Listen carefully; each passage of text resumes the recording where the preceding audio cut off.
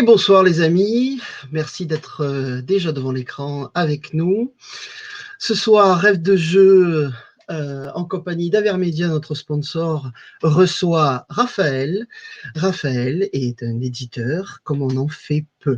Si, il faut dire les choses comme elles sont quand même, parce que Raphaël, s'il est l'invité de notre émission ce soir, c'est parce que donc il dirige Ogbios Édition et parce qu'il est rôliste. Alors pas seulement, si vous l'avez peut-être croisé au détour d'un bosquet en costume, ne pas mal interpréter ce que je suis en train de dire, s'il vous plaît.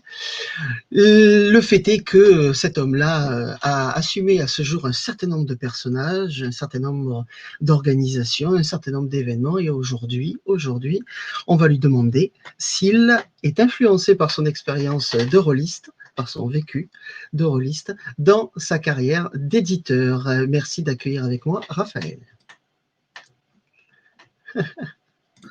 Donc, voilà, je me rapidement, Raphaël, effectivement, j'ai créé les maisons d'édition Ogmios Édition, qui est une maison d'édition orientée littérature de l'imaginaire et plus spécifiquement fantastique en fait. Donc voilà, après effectivement, comme le disait Kiss, j'ai fait d'autres choses de type du jeu de rôle, du GN, du wargame. Enfin, en fait, je continue à faire tout ça en parallèle, bien évidemment. Parce que bon, voilà, ça fait partie des passions. Quand on est mordu, on a du mal à lâcher. Voilà, il paraît. Il paraît. Bon, et puis bon, pour cuisiner un petit peu Raphaël à la sauce JDR ce soir, avec moi, deux chroniqueuses et un chroniqueur qui vous avez déjà vu dans l'émission. Alors, dans le désordre, mais à égalité d'affection dans mon cœur, je vous demande d'accueillir Alix. Bonsoir Alix. Ah, il faut que je vous rende la parole avant de vous faire apparaître, ça peut être plus intelligent quand même. Voilà, bonsoir Alix, pardon. Et enfin, ensuite, Méjeanne, hop là, bonsoir Méjeanne. Et David. Bonsoir. Bonsoir. Merci les amis d'être là, de participer à l'émission avec moi, de me permettre de me concentrer sur la régie pendant que vous allez vous occuper du cas de Raphaël. Ouais, tu sais pas encore, mais tu vas voir. Ça va être bien. J'espère que tout le monde va bien. Rien d'extraordinaire à raconter là depuis la semaine dernière, non? Tout va bien? Tout va bien, bon, d'accord. Donc du coup, Raphaël, on va te lancer tout de suite et puis on va voir ce que ça génère comme réaction parmi nos amis. Les débuts du JDR, tes débuts dans le JDR, ta découverte de ce loisir, c'était quand? C'était où? C'était quoi? Alors c'est un peu particulier, je pense que ça se fait plusieurs fois. Mon tout premier contact avec le jeu de rôle, je crois que on était chez des amis de mes grands-parents, mais leurs enfants, qui étaient beaucoup plus grands que moi, avaient un bouquin que j'ai trouvé fascinant avec des illustrations en noir et blanc très marquantes. J'ai appris vraiment des années après que c'était Warhammer, le jeu de rôle en fait. C'était des illustrations d'accord. Et après, en fait, je suis rentré en jeu de rôle par le Wargame parce que j'ai commencé directement, en fait, d'ailleurs, par Warhammer. Je devais avoir 11 ans. Et le jeu de rôle, on s'y est lancé avec des amis au collège. Je crois que moi, mon tout premier jeu de rôle lu, ça doit être Chill. Et le tout premier jeu de rôle joué, ça doit être JRTM, comme plein de gens, quoi. Voilà. Et on a commencé comme ça. Après, j'ai commencé par très vite. Après, j'ai eu une petite pause en fait parce que j'avais changé de lycée, c'était un peu compliqué. On s'y est remis en fait en fin de lycée. Enfin, moi, je me suis remis en fin de lycée. Et là, j'ai joué à le 5K un petit peu et beaucoup de l'Appel de Cthulhu. Vraiment beaucoup. On a fait une campagne de plus d'un an et demi. En fait, voilà, c'est la première fois qu'on a fait une campagne, c'était ça. Et on a fait aussi pas mal de vampires, Vampire qui reste un jeu cher à mon cœur pour plein de raisons. Et on a découvert un truc fabuleux, c'est-à-dire qu'on faisait des sortes de soirées chasse au trône, un peu. En fait, eux avaient une expérience de Ambre qui s'adaptait très très très bien à Vampire, puisque voilà, du moment que le prince de la ville était décanillé, que ça pouvait être n'importe quel primo ou n'importe quel autre vampire de la ville, et les joueurs jouaient ça, et ils passaient plus de temps en fait à parler entre eux, à se faire des coups de pute, parlons clairement. Autre chose. C'est-à-dire que moi, en fait, finalement, en tant que MJ, je posais juste le cadre de base et je gérais leurs interactions. je gérais leurs interactions entre eux, pas tellement entre eux, mais je gérais leurs interactions par rapport à leurs PNJ, leurs alliés, etc. Genre quand les gens me disaient en disant ouais, moi je vais ramener tous les bikers de la ville pour attaquer machin, je gérais ça. En fait. Et donc je servais presque d'ordinateur bête et méchant pendant qu'eux faisaient tout leur truc, quoi. Et ils ont résolu des actions sans moi largement plein de fois, et c'était assez rigolo parce que du coup on a un côté spectateur. Voilà. Et je pense que ça a forgé la façon dont j'apprends le jeu de rôle, parce qu'on a commencé très vite avec ce mode-là. Et du coup, en fait, nous, on jouait de manière extrêmement libre. C'est extrêmement dur d'ailleurs, hein, les premiers scénarios quand on ne sait pas comment faire et que les joueurs vous font voler ça en éclats comme tout joueur, quoi. Hein, le côté. C'est ce qui se passe d'habitude, oui. Voilà. En plus là, les copains, ils pardonnaient pas grand-chose. Et je me rappelle d'un petit trauma qu'on a fait un peu, et j'en suis encore désolé. C'était sur Loup-Garou, on avait fait une heure et son scénario, on l'a pris, on l'a jeté à la poubelle en mode 30 secondes. C'est-à-dire qu'on du moment qu'on a créé les personnages, on ne voulait pas jouer à ce jeu-là. Il avait resté pendant plusieurs semaines. D'accord. Ok, on va jouer. On va tous faire des Haroun débiles, des pires tribus les plus violentes, quoi. Et ça, c'est fini. Je crois qu'on attaquait l'Empire State Building à coups de poing parce que 9 de force à Loup-Garou, ça voulait dire que tu pouvais défoncer du détournement à coups de poing. D'accord. Donc on fait. Et d'accord. Voilà, on en était là. Voilà. Bon, oui, ça part de loin en quelque sorte. Donc. Après, voilà, on a fait. Après, j'ai fait aussi beaucoup de Warhammer V2, une édition que j'ai vraiment aimée. Parce qu'en plus, moi, j'avais vraiment de la figurine là-dessus, donc j'aimais beaucoup l'univers déjà, qui était très détaillé dans les livres d'armée, ce genre de choses. Le jeu de rôle, ça me permettait d'aller un peu plus loin. Et donc, j'ai fait une grosse campagne quand je suis arrivé dans le sud. Tu vois, parce qu'en fait, j'ai passé une partie de ma jeunesse à Carry-le-Rouet, dans un petit village à côté de Marseille. Et là, en fait. Pas loin de la plage. Ouais, toute la plage, moi, tu vois, je suis terroriste, quoi. Tu bougeais les figurines dans le sable, mais pas à la plage. Voilà. Mon père avait une maison avec un garage, hein, c'est littéralement un garage, donc on appelait ça le hangar à bateau parce qu'on mettait le petit bateau à moteur dedans, quoi. Et en fait, c'était très vite devenu notre salle de jeu. Voilà, c'est-à-dire qu'avec mon cousin qui jouait aussi comme moi, on avait une table de ping-pong qui était verte, c'était parfait pour jouer à la figurine, et alors ça m'est servi pour le jeu de figurine, le jeu de rôle, etc. Et donc, on a pas mal joué là. Ouais, comme je disais, beaucoup de Warhammer à ce moment-là. Et après, en fait, à ce moment-là, je faisais aussi, quand j'étais dans le sud à Vitrolles, j'avais rejoint une association qui s'appelait, je crois que ça faisait partie de Léo-Lagrange. Et en fait, après, on a créé la nôtre, qui existe encore apparemment, je crois, qui s'appelle l'association Griffon Rouge. Oui, ouais. Tout à fait, existe toujours, oui. Ouais, okay, tu vois, en fait, Griffon Rouge, j'en suis le fondateur. Ouais, il y a des gens qui peuvent te remercier pour ça, je pense. C'est bien. Non, mais si, c'est bien. Écoute, on s'est mis avec. C'est vraiment une histoire de famille. Hein, je veux dire, moi, je l'ai fait avec mon cousin, avec Thibaut, qui est devenu le mari de ma cousine, qui est mon beau cousin, hein, littéralement, avec ma cousine d'ailleurs. Et voilà. Ouais, vous avez joué à domicile à tous les sens du terme, d'accord. Ouais, voilà. D'accord. Alors, il faut savoir une chose, hein, c'est que la salle, au départ, on l'a fait parce que avec Léo Lagrange, on avait très peu de fois la salle qu'on avait demandé au début d'année. Ah oui. Et finalement, on avait c'était une salle culturelle, tu sais, et elle était une sorte de maison de quartier. Elle était genre à 3 minutes à pied de chez mon cousin, hein, donc c'était très confortable, très pratique pour aller faire cette partie. Rentrer, je dormais chez mon cousin le samedi soir, et voilà, c'était très bien. Moi, j'aimais beaucoup. On a fait beaucoup de Star Wars D6 à ce moment-là. Voilà, c'est des très bons souvenirs. Mais dites-moi, les amis qui êtes là et qui écoutez, je l'arrête un peu parce que sinon, on a affaire à un vrai storyteller. On a compris, hein, je crois. Voilà. Non, mais ça va, c'est intéressant. Donc, ce que j'aimerais bien vous entendre dire à ce propos-là, c'est donc du coup, Raphaël, il a été au moins cofondateur d'une association pour jouer. Il n'est pas tout seul là à l'écran. Vous êtes plusieurs à avoir fait ça, non? Qui commence? Qui Alix? Fondatrice, absolument pas. Mais enfin, on m'aurait menti. Donc... Fondatrice, non, pas du tout. J'ai fait partie, en tout et pour tout, de 2 ou 3 associations en fait de jeux, pas forcément en plus de jeux de rôle. C'est-à-dire que celle où on en faisait le plus, c'était la Croisade des épées. Qui est donc basé sur Valbonne. Oui, il faut que nos auditeurs nous excusent. On va beaucoup parler d'associations du Sud par voie de conséquence. Hein. Voilà. Vas-y, continue.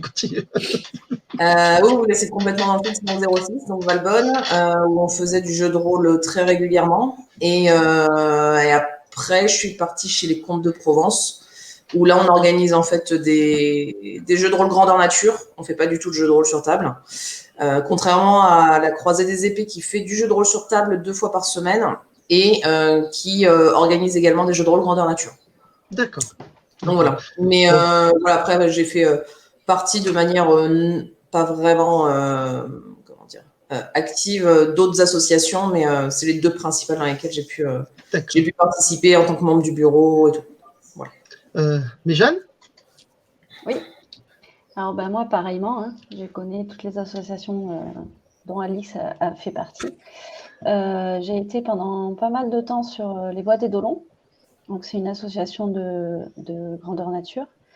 Et puis sinon, je papillonne d'association en association. Et en ce moment, je fais partie des Légendes des Spigoules. Pareil, qui est une association organisatrice de jeux de rôle grandeur nature. Ouais, du Sud aussi. Je fais partie de plein d'autres associations, hein, mais... Oui, non, mais non, la problématique avec toi, c'est en fait, tu vas jouer partout, je le sais. Donc forcément, et à chaque fois, tu as plus ou moins un rôle cadre, d'orga ou quelque chose. Donc forcément, donc non, c'est bien, ça suffit. Voilà. David, raconte-nous. Alors au niveau de création d'assaut, rien à voir avec le jeu de rôle. C'est dans les années 90, j'habitais dans les Landes et il y avait un festival de cinéma. J'ai créé une asso pour tourner un film. Ça a été fait à l'arrache, ça rendait rien au final, mais c'était assez génial comme aventure. Sinon, au niveau participant d'assaut, à nouveau, grandeur nature, le premier Camboria. Et avec Karuna, pour ceux qui connaissent. Du coup, il m'a popé donc après pour Drakeris, où je suis en orga chez les Gobelins. Par contre, au niveau tout le boulot qu'il y a à faire derrière, je suis une telle tanche, il vaut mieux que ce soit quelqu'un de plus compétent que moi. Quoi, hein, voilà.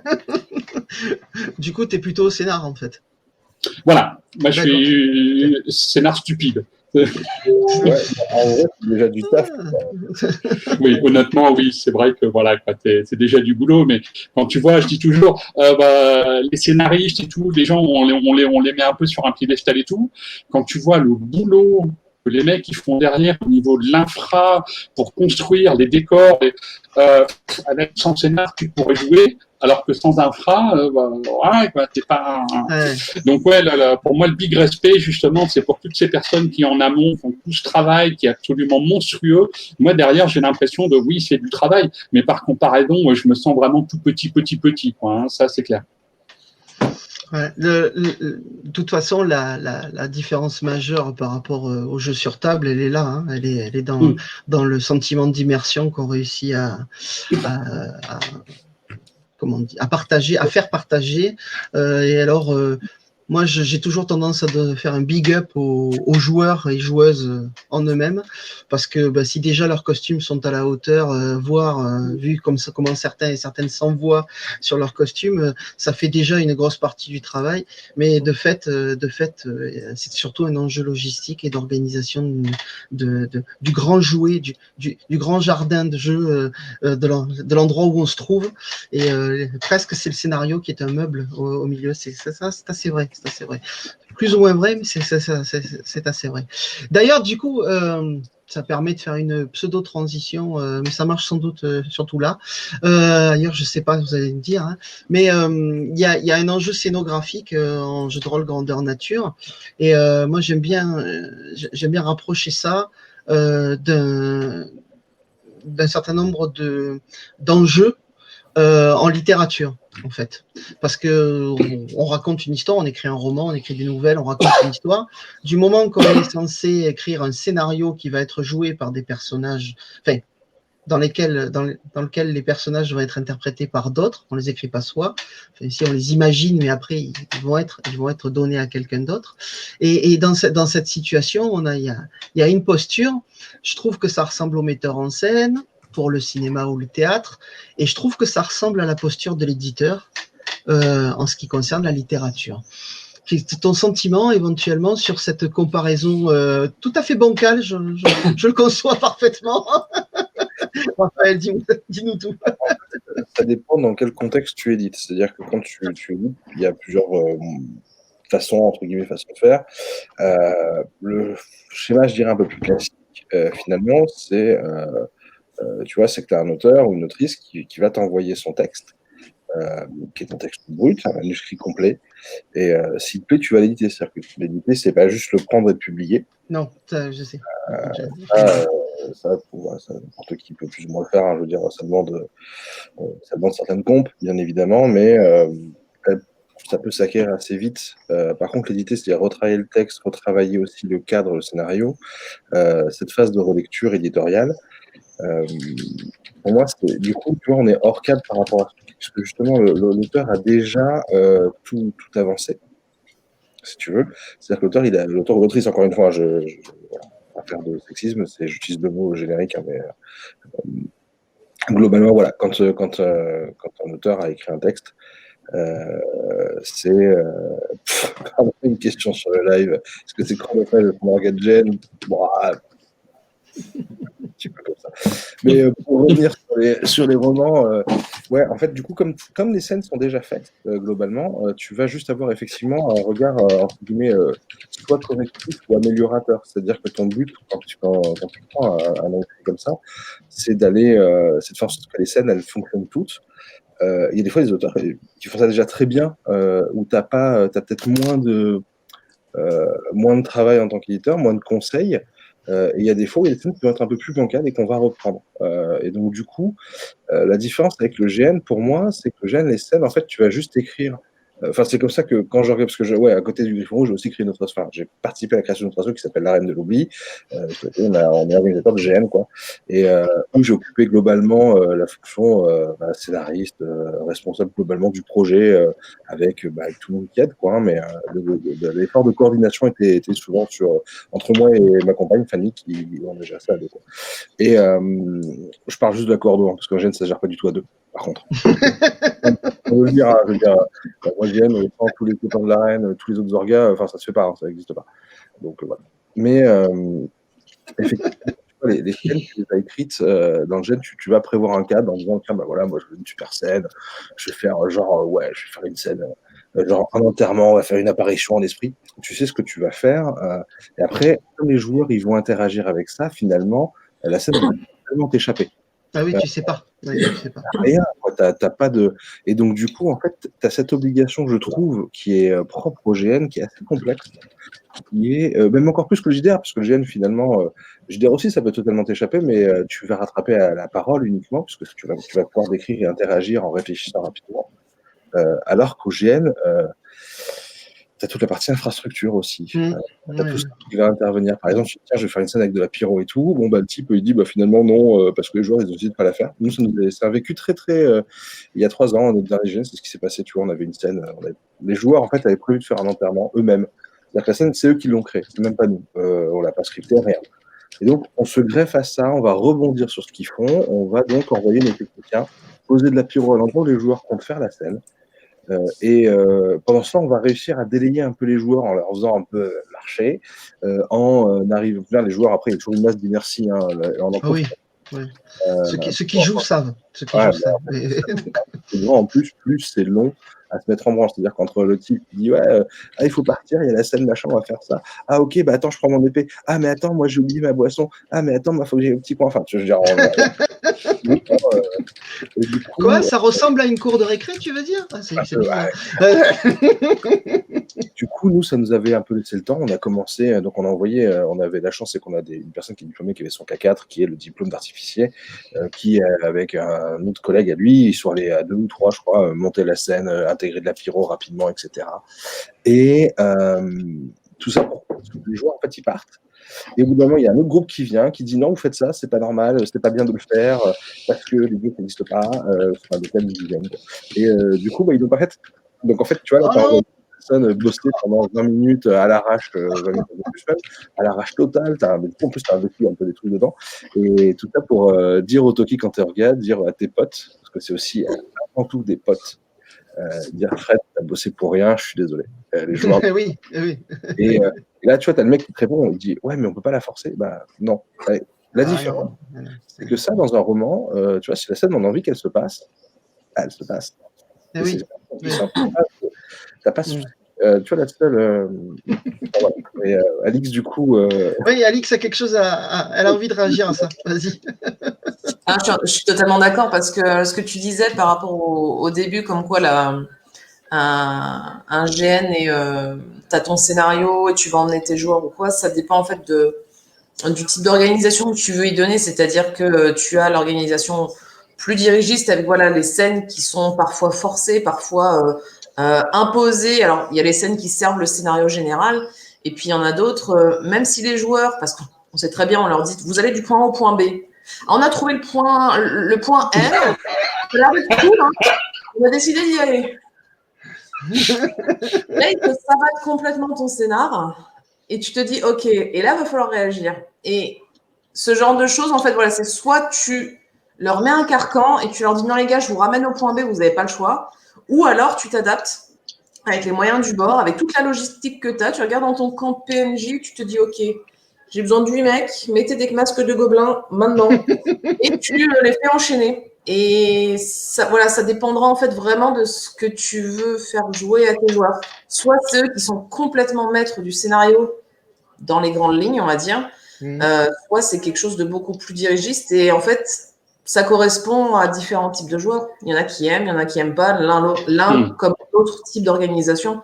Et comme disait Raph, voilà, c'est un roman, au final, c'est linéaire parce que c'est écrit, il n'y a pas d'interaction. C'est produit, c'est acté, c'est comme ça. Hormis les livres dont vous êtes le héros. Mais. Des rails, tu vois, t'as pas de. Ah, il y a David qui veut ajouter un truc. Vas-y. Globalement, je suis d'accord, mais au niveau des romans, pour moi, il y a autre chose. C'est qu'il n'y a pas d'interaction avec autrui. Mais des interactions avec soi-même. Je disais le dernier, par exemple, j'ai mis 9 mois à le remettre sur la table, et à chaque fois, ça le faisait pas. Je reprends, ça le faisait pas, je reprends jusqu'au moment où j'arrive à quelque chose. Par contre, je suis archi d'accord avec toi, parce que pour moi, c'est vraiment très différent en réalité, écriture de roman, écriture de scénario, que ce soit cinéma, télé ou écriture de GN. Il y a des points communs, mais il y a des différences essentielles.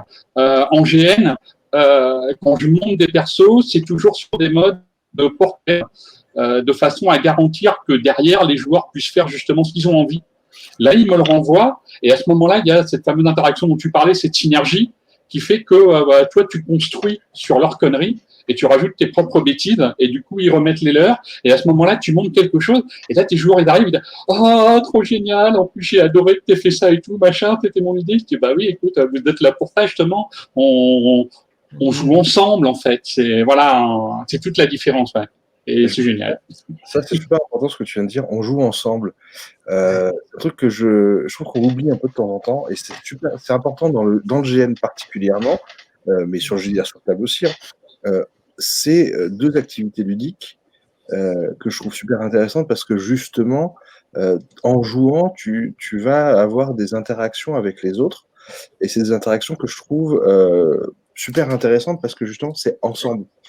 Il n'y a que quand tu joues avec les autres, en opposition pas, hein, ça c'est pas le. Non, Il y a que quand tu joues avec, que tu vas avoir en fait, que tu vas augmenter les chances de faire en sorte que cette mayonnaise elle prenne, parce que le GN est bien que le rôle. Et la littérature un petit peu aussi sur d'autres aspects. Mais c'est une mayonnaise en fait. C'est-à-dire qu'il y a plein d'ingrédients et si ça prend, c'est peut-être l'une des expériences les plus enrichissantes que j'ai pu connaître. Mais c'est dur à faire prendre. C'est vraiment dur. Et on n'a pas. C'est aussi dur d'accepter qu'on n'a pas toujours la maîtrise de ce qui permet de faire en sorte que ça prenne. Il y a des ingrédients qui sont un peu calés, on sait que ça marche mieux, mais ça marche pas tout le temps. Par exemple, la méthode qu'on avait à l'arène sur la fin, là, c'était les joueurs écrivaient eux-mêmes leurs personnages, ce qui est déjà quelque chose de difficile. Hein. Nous, on allait rajouter des éléments en prenant en compte ce qu'ils avaient écrit, on rebondissait sur leurs idées, on essayait de prendre ça en compte aussi. C'est pas évident parce que tu as un cadre d'univers, que le joueur, il connaît certaines choses parce que tu lui as donné. Déjà, ils n'ont pas toujours. C'est factuel. Et en plus, il y a, comment dire, il y a ce côté où, tu vois, il peut partir sur un truc que toi, tu n'avais pas envie qu'il aille, quoi. Et le joueur, bah, lui, tu vois, il ne le sait pas, donc il y va. Et après, le prendre en compte, c'est gars. Mais du coup, quand tu balises, entre guillemets, en fait, c'est des balises. Par exemple, nous, ce qu'on faisait, c'était on mettait des accroches de scénar dans des trucs comme ça, dire tiens, bah, tu connais machin. Les interactions, on les préparait comme ça. Et ça augmente les chances que ça se passe, mais ça augmente juste les chances, c'est tout. Oui, tout à fait. Tu vois, t'as pas la main, quoi. Et c'est-à-dire que si un joueur qui dit bah non, bah, moi ça je le joue pas parce que ça me saoule, parce qu'il n'a pas le temps, parce que il peut décider il a d'autres, c'est lui qui va hiérarchiser lui-même ce qui lui importe. Parce que toi, parce que t'as pas la hiérarchie forcément quand tu as écrit ou quand tu as participé à la création de ce personnage-là. Et du coup, c'est ça qui est intéressant quand tu es joueur, hein, c'est que toi, tu hiérarchises toi-même tes trucs, donc forcément, tu vas en rater d'autres, peut-être. C'est un choix que tu as fait. Mais globalement, ce qui est dur, c'est d'essayer de proposer le jeu qui va au joueur, le jeu qui l'intéresse. Et c'est pas toujours facile. C'est pas facile pour plein de raisons. Il y a aussi le fait que des fois, le joueur pense aimer un type de jeu et découvre pendant le jeu que c'est pas le cas. Et ça, c'est vraiment, Là, tu ne peux rien, ouais. c'est très frustrant en tant qu'orga. Moi, ça fait partie des choses qui m'ont frustré quand j'orga. Mais bon, voilà. Mais après, sur la littérature, je parlais de mayonnaise et je refais le lien avec la littérature, hein, mais parce qu'il y a aussi une forme de mayonnaise pour moi, dans le sens où, tu vois, un roman, il y a aussi une forme de pacte, entre guillemets, entre l'auteur et l'éditeur, plus l'auteur, parce que c'est quand même son nom qui est le plus en avant. Vraiment, C'est lui qui porte la responsabilité à la fin. c'est vraiment, pour moi, c'est vraiment un homme de l'ombre, hein, qui est derrière, qui est en retrait, qui va aider à faire en sorte, qui va aider l'auteur à avancer dans les meilleures conditions ou à tirer le meilleur parti de ses scènes en le conseillant, en l'orientant. C'est ça le but, hein. Quand tu es quand tu es hors cadre de commande, parce qu'un éditeur peut aussi passer commande en texte, ça c'est encore un peu différent. Dans le cadre où tu as un manuscrit, quand tu le retravailles, c'est justement parce que tu penses que il y a des choses qui peuvent être améliorables, parce que en fait, tu es là concrètement pour entre guillemets, faire chier les gens, enfin casser les couilles à l'auteur pour qu'il soit c'est ça. Parce qu'en fait, il y a des fois où avoir un regard différent qui n'a pas passé je sais pas combien de temps sur le texte pendant un an, tu vois, c'est des fois quand tu écris, tu es dedans, tu es à fond, et des choses que tu vois plus. Et c'est important d'avoir ce regard-là qui t'aide à améliorer le truc. Et tout ça pour dire, je finis là-dessus, après je repasse la parole. Hein. Bien. Il y a un pacte, c'est-à-dire que tu vois, entre le pacte, pour moi, il se fait notamment sur la 4e de couverture. C'est-à-dire que tu as une promesse envers le lecteur qui veut dire voilà, ton roman, il va parler d'un truc. C'est très intéressant ça. Et le lecteur, en fait, lui, après, il peut feuilleter le livre et lire la 4e pour voir si le sujet va l'intéresser. Mais c'est pareil, quand tu rates le coche, ça arrive, hein, ça arrive des fois, tu rates le coche. C'est sûr que le lecteur, il va pas apprécier. Mais c'est pas parce que c'est un mauvais roman. C'est surtout parce que voilà, la mayonnaise elle a pas pris. Mais des fois quand ça prend, tu passes un super moment sur un super roman, et tu trouves ça cool. Après tu vas dire qu'il y a des choses qui sont plus ou moins bien, mais globalement tu auras quand même passé un bon moment et c'était le but. Voilà, c'était juste pour faire le parallèle. Yes, non, ça m'a plu. Vas-y, David. Ouais, donc globalement, archi d'accord. Je trouve ça merveilleux qu'un éditeur justement s'investisse comme ça. Je voulais pointer au départ qu'en tant qu'auteur, on n'est pas forcément totalement solitaire avant d'arriver à l'éditeur. Par exemple, je travaille avec 5 ou 6 bêtas, voire même là, le dernier, c'était des alpha lecteurs qui véritablement m'ont fait des retours sur le moment. J'envoyais un chapitre par jour. Et donc, je prenais les retours, on construit. Mais trouver un éditeur avec lequel on peut faire ce travail-là, c'est-à-dire véritablement mettre son ego à la poubelle et véritablement ne regarder que le texte et de dire, écoute, franchement, c'est merdique, il faut que tu le retravailles. Et en tant qu'auteur qui a une vraie démarche de vouloir faire un truc agréable au final pour le lecteur, c'est génial parce que c'est un vrai bonheur, c'est un véritable échange, une construction. Je trouve ça vraiment super. Voilà. C'est dur. Ah oui, non, mais c'est clair. Et puis ça coûte, émotionnellement, financièrement, au niveau de temps, machin. Voilà, ça coûte énormément. Hein. Je vais pas mentir, ça fait partie des les moins rentables. Hein. Ben oui, forcément. C'est important pour moi, en tout cas, quand j'ai créé la maison, c'était pour ça aussi. Hein. C'était pour pouvoir travailler avec les auteurs. L'idée, c'est ça, on travaille main dans la main. Quoi. Tu vois, c'est là où je rebondis sur l'ensemble de Joël de tout à l'heure. Tu travailles ensemble. Encore une fois, c'est ça qui est intéressant, c'est que tu n'es pas là pour faire passer ton idée parce que ton idée, tu es sûr qu'elle est meilleure, parce qu'en fait, tu n'es pas sûr qu'elle est meilleure déjà. Par contre, tu vois, quand tu travailles justement, toi, tu sais que tu travailles avec des bêtas et des alpha lecteurs, moi je trouve ça super bien, je pense qu'il faut le faire. Parce que ça augmente vachement les chances quand si tu vas jusqu'à l'éditeur, lui, mine de rien, c'est un travail assez ouf. Et d'avoir un peu de travail déjà fait, entre guillemets, ça permet de gagner du temps aussi simplement hein, sur un planning parce qu'au bout d'un moment, il faut parler bêtement aussi, un éditeur, c'est même si beaucoup le font, hein, à la base, on ne fait pas œuvre de charité. Et du coup, on essaye d'avancer avec des plannings, avec une production, avec un objectif qui est aussi d'atteindre au minimum, il faut atteindre plus, mais au minimum le point mort du livre. Et c'est-à-dire le point où tu vois, tes ventes couvrent tes dépenses. Et faut quand même l'avoir à l'esprit, quoi. Encore une fois, Bah oui. je sais que beaucoup d'éditeurs, et pour l'instant, au mieux, tu vois, c'est pas un truc qui génère. Je sais pas demain que j'aurai la Cruza Tower sur Nice, hein, mais Le retour de Méjeanne, qui a eu des soucis de connexion. Non, mais nous, on viendra. C'est pas grave, c'est pas grave. Tu es de retour. Welcome back. Mais on viendra à la Tower Cruza, il n'y a pas de la problème. Cruza Nous, on Tower, le jour viendra. où je suis sur Nice, je peux défigurer toute la baie, c'est merveilleux, hein, très bien. En plus, je pense que je ferai surtout pas un bâtiment économie d'énergie que dalle, rien à foutre. Pas pour ça. Non, c'est une grosse boutade. Pardon, j'ai eu la main tout à l'heure, je suis désolé. Voilà.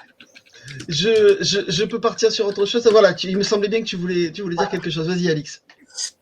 J'avais une question parce que là, on a au final la chance d'avoir un éditeur et un auteur pour les jeunes auteurs et autrices. Voilà, les jeunes auteurs et autrices qui écoutent ou qui vont écouter cette émission. Quel conseil vous donneriez en fait pour justement se lancer? Est-ce qu'il faut faire relire rapidement? Est-ce qu'il faut faire un résumé? Voilà, quels sont vos conseils en fait pour se lancer? Donc, voilà.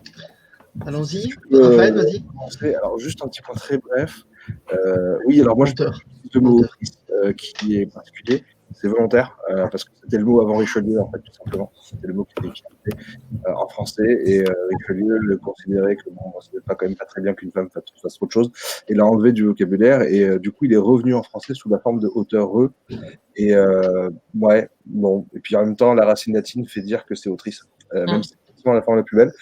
Du coup, c'est volontaire. Il y a un excellent article de Audrey Alouette, je crois, sur son blog, qui explique pourquoi autrice. Et c'est très bien, lisez-le. Voilà. Je suis d'accord déjà. Des choses très belles. Voilà. Pour les conseils aux jeunes auteurs, c'est vaste. C'est vaste, puis un jeune éditeur aussi, donc je n'ai pas encore non plus un taux d'expérience de fou. Mais je pense que ça dépend des gens. Je pense que ça dépend du profil de la personne, de ce que tu cherches. Moi, le conseil, c'est quoi qu'il arrive, je pense qu'il y a deux conseils qui marchent assez souvent. Faire relire par quelqu'un d'autre, c'est bien. Encore une fois, comme je le disais, avoir un autre regard sur son texte. Quand tu as la tête dans le guidon, au bout d'un moment, il y a des tournures de phrases. Enfin, moi, je l'ai vu, je vais prendre un exemple avec quelqu'un qui fait aussi du GN, qui est aussi relié, avec beaucoup, même avec deux, en fait, parce que pour l'instant, je vous spoil rapidement, tous les auteurs que j'ai publiés font au moins du JDR à côté. C'est un complot. C'est un complot. C'est une fraternité occulte. En littérature imaginaire en France, je pense qu'on a 90% taux de rôlistes dans les écrivains. Du coup, des fois, les gens, quand ils écrivent, et j'ai eu le cas avec deux d'entre eux, il y a des phrases qui sont incomplètes, mais qui sont complètes dans leur tête. Eux, quand ils lisent, ils voient la phrase en entier. Elle n'est pas écrite en entier, cette phrase. Et c'est un exemple type, c'est un exemple type qui arrive à tout le monde. Moi, ça m'arrivait quand j'écrivais des BG pour des joueurs de laisser des trous. Pour moi, c'est bien sûr que c'est écrit. Et quand je pour moi, mon cerveau, en fait, le cerveau, il triche, il te ment, ton cerveau, tout le temps. Il te fait très violemment en disant, tiens, en fait, tu as écrit ce mot, mais non. Donc, rien que ça, c'est important. Le test que je trouve assez imparable, une fois que tu as ton manuscrit qui est prêt, machin, tu es content, tu as tout écrit, tu as fait un taf énorme déjà, faut le savoir. Oui, un truc qui est assez imparable, c'est de relire à voix haute. Écouter ton propre texte sérieusement, tu vas débunker énormément de tournures un peu reloues, parce que tu vas buter dessus. Tu vas buter dessus en les lisant, et quand tu butes dessus en lisant, tu vas te rendre compte immédiatement à l'oreille que ça marche pas. Et c'est important aussi d'avoir cette notion de sonorité. Je sais pas pour vous, alors je sais pas comment les gens lisent, moi je lis, je m'entends dans ma tête en train de lire. Et du coup, il y a une rythmique, et c'est important cette rythmique-là. Sur certaines phrases, ça marche très bien. Ça fait qu'un texte puisse sonner joliment, et c'est important. En plus, bon, il y a tout un pan de littérature qui se fait en audio, c'est très bien. Moi, je le conseille. J'écoute beaucoup de livres en ce moment. Je fais du livre audio, je trouve ça cool. Enfin, j'en fais pas avec Omnios, mais c'est quelque chose, c'est un projet qui me tient à cœur et que j'aimerais bien arriver à mener un jour. Ça m'intéresse. Parce que voilà, il faut après c'est des investissements, c'est trouver des contacts, etc. Mais c'est un projet voilà qui est là, qui est en fond, qui est pas anodin d'ailleurs par rapport au choix du nom de la maison. J'y reviendrai plus tard, mais voilà, c'est pas anodin du tout. Donc voilà. Mais ouais, les conseils c'est ça. Faites relire par d'autres personnes. Le moment, c'est à vous de choisir. En fait, à quel moment vous êtes plus à l'aise de relire et faites-vous une relecture à vous. Ça c'est imparable. Voilà. C'est deux gros conseils. Je pense que ça c'est des conseils efficaces. Et toi, David, en tant que auteur? Ouais. D'abord, Alix, je suis d'accord sur le fait de la relecture. Pardon? Non, je disais, j'allais te donner la parole, mais Alix fait le travail, donc tout va bien. D'accord. Sur le fait de la relecture à voix haute, c'est quelque chose que je fais systématiquement et plusieurs fois. C'est régulièrement et justement, t'en arrives à voilà. Après, il y a le retravail d'écriture là, vraiment grammaire, orthographe. Partez du principe que vous faites des fautes et que vous n'êtes pas parfait. Là, à nouveau, voilà, cette première démarche, se dire non, mais des fautes, j'en ai fait. Simplement, au bout d'un moment, effectivement, comme on disait tout à l'heure, je suis aveugle, je ne les vois plus. Parce que je suis tellement dans mon idée que je ne vois plus la forme. Donc, il y a des moyens divers, soit des personnes, des logiciels. Moi, perso, Antidote, honnêtement, je trouve que c'est un logiciel magnifique, sous réserve qu'on se rappelle que c'est un logiciel et que c'est l'auteur qui fait le travail et pas la machine. Voilà, c'est une aide. Sinon, de façon générique, je dirais que tous les conseils sont bons à écouter, mais pas forcément bons à suivre. Ce qu'il faut, c'est vous poser la question. Mais par contre, il faut aller au tas, c'est-à-dire pas hésiter à écouter ce que les personnes viennent de dire, se poser la question, est-ce que c'est vrai pour moi ou pas. Après, au niveau du travail, il faut travailler. Ça a l'air con, mais en fait, quand tu passes pas de temps à écrire, t'écris pas.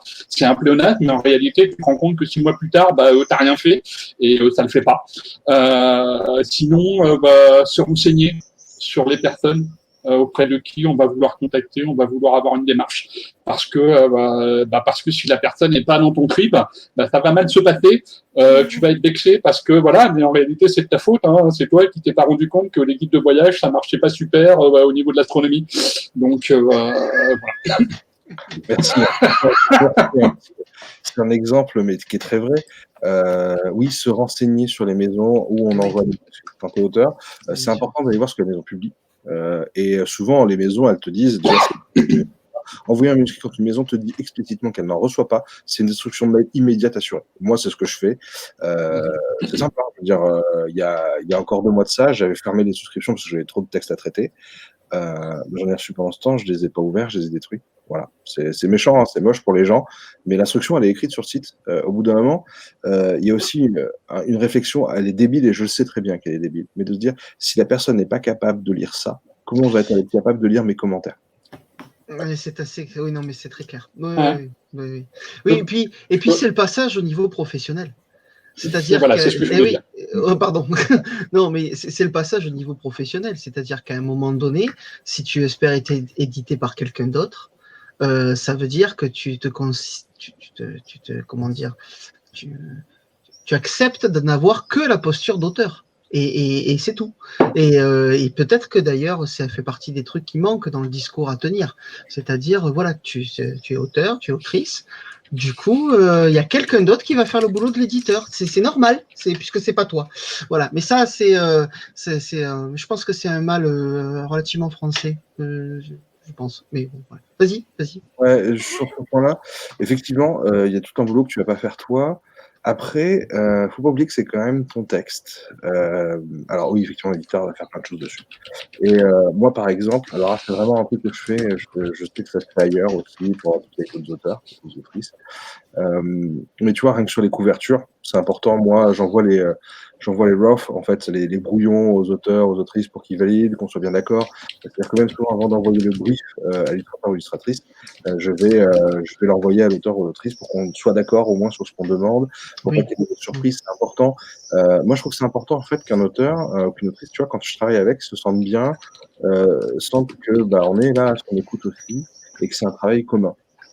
Parce que c'est un travail commun.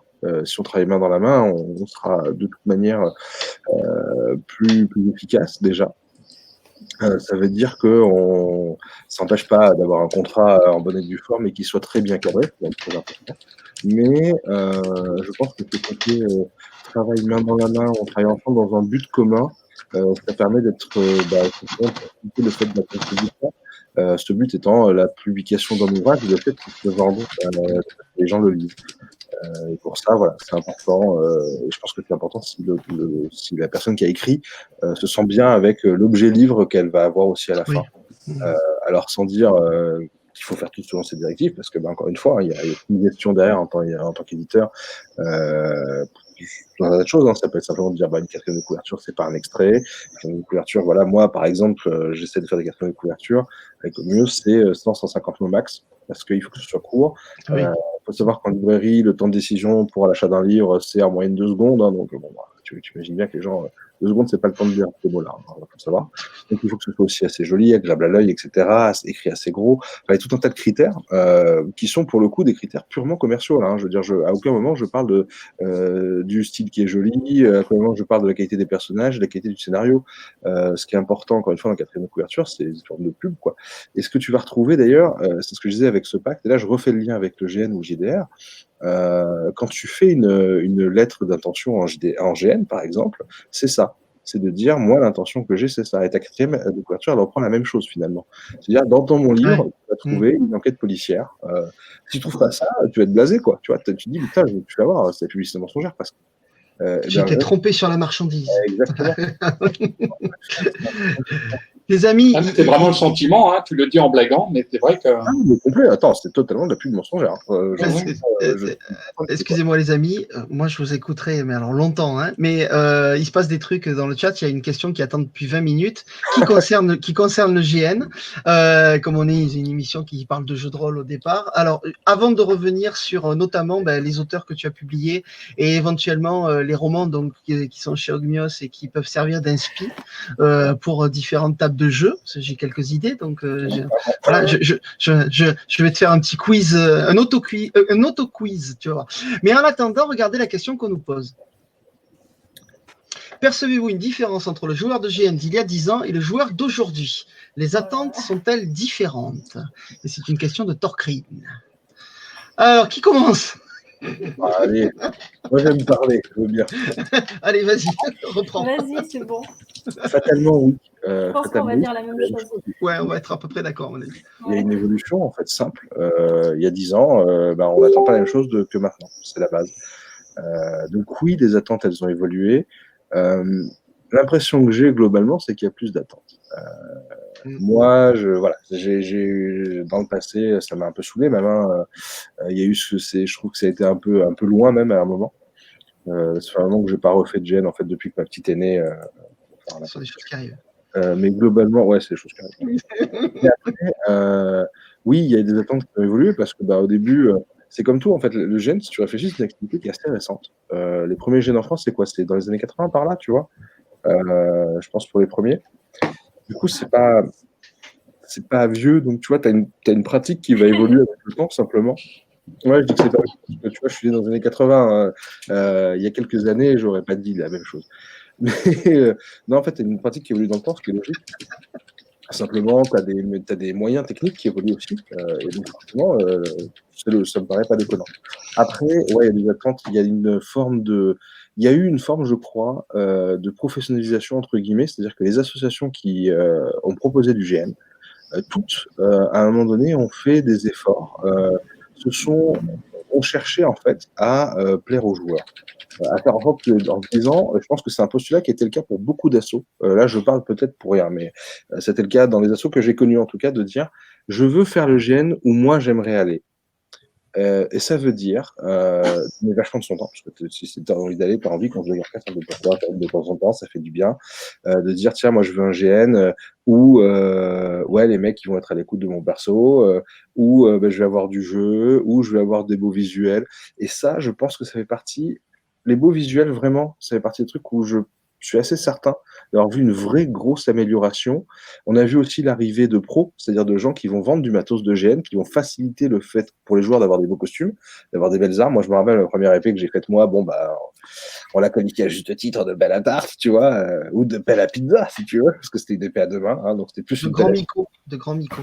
Mais du coup, là, maintenant, tu vois, tu n'as plus de souci. Si je veux dire, maintenant, tu peux faire tout ton GN si tu as envie. Hein. Moi, je pense que c'est partie du trip aussi, un petit peu de temps en temps, de se faire ton truc, même si c'est pas très beau. Mais à côté de ça, tu n'as pas forcément le temps. Et un mec qui débute le GN maintenant, enfin une personne qui débute le GN maintenant, qui n'a pas le temps, qui a un taf et tout, c'est rapide d'aller acheter une épée à 30, 40, 50 balles. Je ne sais pas exactement les prix, c'est pas bon que je n'ai pas regardé. Rien du tout. Tu as les entrées de gamme dans les 40-50 à peu près, pas très cher et c'est déjà très correct, quoi. Donc, du coup, ouais, il y a une amélioration au niveau des visuels et du coup, de là découle une attente de l'amélioration côté organisateur aussi. Puisque si les joueurs s'améliorent, les organes doivent aussi s'améliorer, une sorte comme ça. Et je pense qu'il y a aussi comme je disais, une professionnalisation, c'est-à-dire qu'on a beaucoup pris en compte les desiderata des joueurs et joueuses, et du coup, il y a une forme presque de normalisation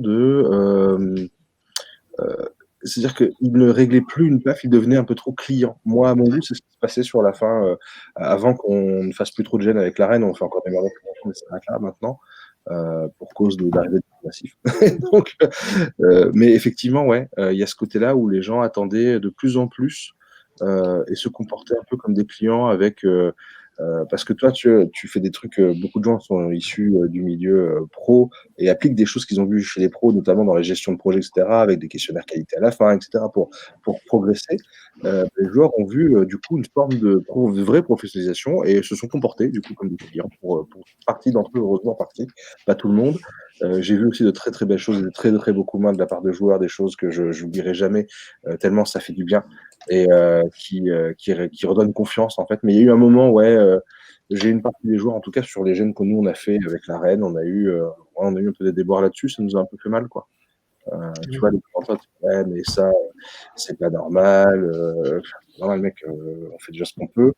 Et moi, je suis arrivé une fois là que je dise à un joueur, écoute, moi, je te rembourse ta PAF si tu veux et tu viens. Voilà. Le type était très, très, très, très demandeur. Il fallait des mails toutes les heures. Il était inquiet. Voilà, des choses qu'on n'aurait peut-être pas vues avant. Tu vois, quand tu t'inscris un GN, après, tu y vas, quoi. Et je pense que là, si tu n'as pas de nouvelles entre-temps, tu vas devenir inquiet. Et c'est un phénomène qu'on voit de plus en plus. Voilà. Ça fait partie de mon expérience, de mon vécu. Donc oui, je vois une différence. Pour le mieux pour certains aspects, notamment visuel, hein, franchement, c'est pour le mieux, quoi, hein, c'est super cool. Je suis très content de ça, tu vois, de voir une amélioration de la qualité des costumes globalement. Des joueurs qui s'investissent peut-être parfois plus, même s'ils le font moins au niveau de leur temps. Globalement, j'ai quand même l'impression qu'ils disent plus leur perso, qu'ils essayent de faire le truc et tout, c'est cool. Ça très très bien. Et après les attentes, ouais, un peu trop, comme je disais, un peu trop relation commerce, enfin client prestataire qui m'a gêné. Voilà, parce que c'est les aspects que je retiens. Alix, tu continues? Je vais essayer. Je rejoins ce que dit Raph, et il l'a dit en fait avec beaucoup de diplomatie. Et c'est vrai que. Voilà. Oui, c'est vrai. Voilà. Là, t'es foutu. Tu peux t'arrêter là? Je vais bien rajouter des choses, mais je risque d'être vraiment, vraiment très directe. Donc, ouais, on va rester sur ce que dit Raph. Parce que, non, je vais rajouter juste une petite chose à la rigueur, c'est oui, il y a eu un changement de mentalité parce que, en effet, il y a différents moyens qui sont maintenant mis en œuvre, qui sont beaucoup plus professionnels, des technologies qui sont maintenant disponibles aux communs des mortels et donc pas aux professionnels, qui sont utilisables par n'importe qui et qui peuvent être mises en œuvre facilement.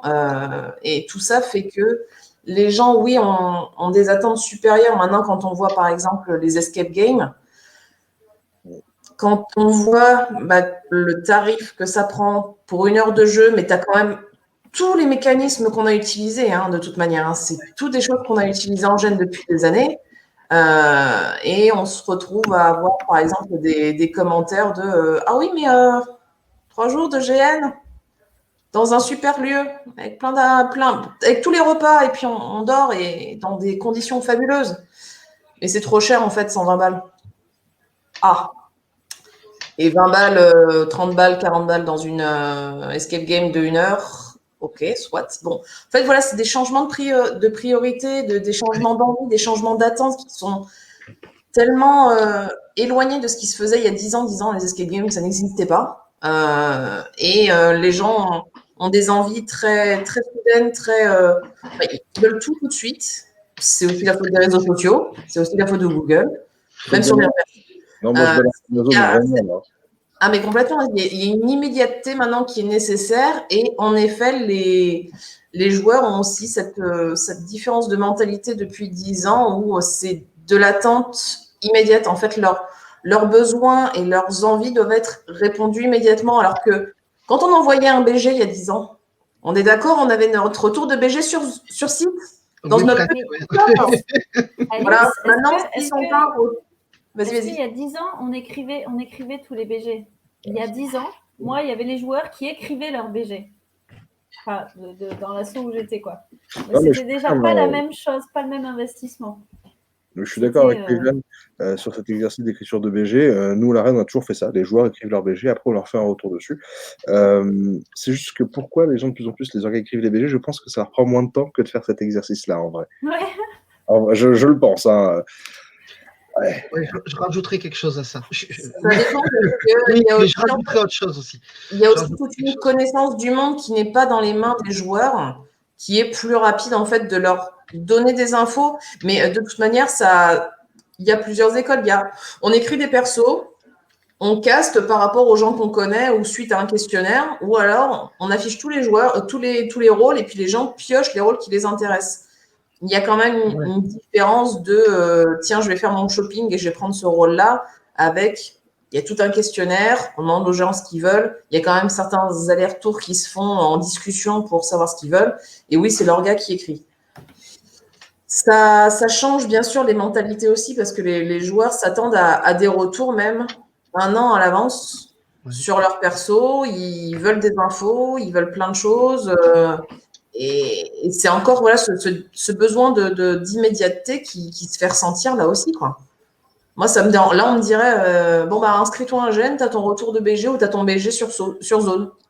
Ok, pas de problème. Mais c'est différent et c'est vrai que bah oui, ça a fait changer les mentalités tant des joueurs que des orgas. Et c'est usant parce qu'il ne faut pas oublier que c'est un an et demi, 2 ans de travail, d'investissement, de sang, de larmes, de temps, d'énergie, de tout, de son âme qu'on y met dans nos jeux. Et c'est du bénévolat et on donne tout. Et à la fin, c'est oh, franchement, la bouffe, elle n'était pas terrible, quoi. David, qu'est-ce que tu en penses? Alors, pour moi, alors j'ai une chance extraordinaire justement, c'est que ce joueur, je dirais ce joueur consommateur, hein, on va poser le mot un petit peu net, il existe. J'ai beaucoup de chance en tant qu'orga à Drakeris avec mon groupe de gobelins que ce soit pas le cas. C'est pour ça, non, mais je veux leur faire les bises parce que ce genre de joueurs, on les connaît, on les subit et tout. J'ai des joueurs qui sont aussi idiots que moi. À chaque fois que je leur fais une stupidité, ils foncent dedans et ils font pire. Et ils me renvoient un truc qui font ah ouais, là j'ai un nouveau défi pour faire un truc encore plus drôle et c'est absolument génial. Donc du coup, si j'ai des gobelins qui passent dans le coin, plein de bises partout parce que c'est vraiment génial. Et quand on a des joueurs qui justement restent à nouveau dans le trip de véritablement jouer, s'amuser, essayer de faire des choses super marrantes, c'est un vrai bonheur en tant qu'orga parce que du coup cet effort dont tu parlais Alix à l'instant, c'est moi de travail, de prise de tête, de réflexion, de réécriture. Et ben du coup on se sent vraiment remboursé et je souhaite à tout le monde des joueurs comme ça parce que c'est un vrai bonheur. Voilà. Waouh. C'est vrai. Mais Jeanne? Non, moi, globalement, j'étais d'accord avec Raph et Alix. D'accord. Ouais, rien de plus? Bon. D'accord. Moi, je vais comment dire? Je vais faire mon connard de scénariste, hein, excusez-moi. Mais il y a quand même un moment où j'ai beaucoup de mal avec le fait, par exemple, de donner les personnages à écrire. Et je pense que c'est très différent si l'univers de jeu existe, s'il est tiré d'un roman, d'un film ou autre, et que du coup, on a l'imaginaire collectif qui est disponible. Et que le talent du scénariste va devoir surtout s'exercer dans la façon de prendre le contre-pied, de réinventer un peu le truc, mais pas de le transformer parce que ce sont des fans de cet univers-là qui viennent jouer. Et c'est différent avec un univers original. Parce qu'avec un univers original, à ce moment-là, c'est effectivement beaucoup plus de travail. Bon, après, il y a les obsessions personnelles aussi, ou les tendances obsessionnelles personnelles, c'est-à-dire que si je reçois un bac qui est pas au moins un petit peu écrit correctement, Je suis pas sûr que je réussirais à le lire jusqu'au bout. C'est une sorte d'élitisme grammatical, comment dire, et syntaxique peut-être, mais il y a un moment, si tu passes 3 coups de fil, 2 discussions Facebook par personnage à demander ce que voulait effectivement dire le joueur ou la joueuse quand il ou elle a écrit ça, on joue dans 4 ans, 5 ans, pas l'année prochaine. Et déjà que ça prend une année.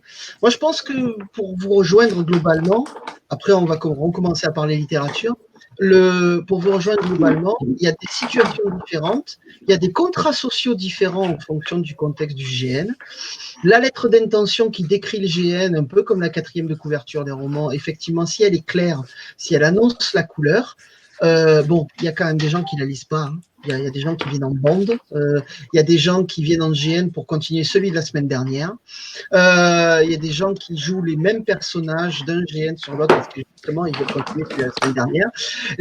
C'est très compliqué. Aussi, je pense que ce qui a changé, c'est le truc que moi je retiens, sans un petit peu de méchanceté de ma part, mais peut-être que pour être capable de vraiment profiter d'un jeu, il ne faut pas jouer tant que ça.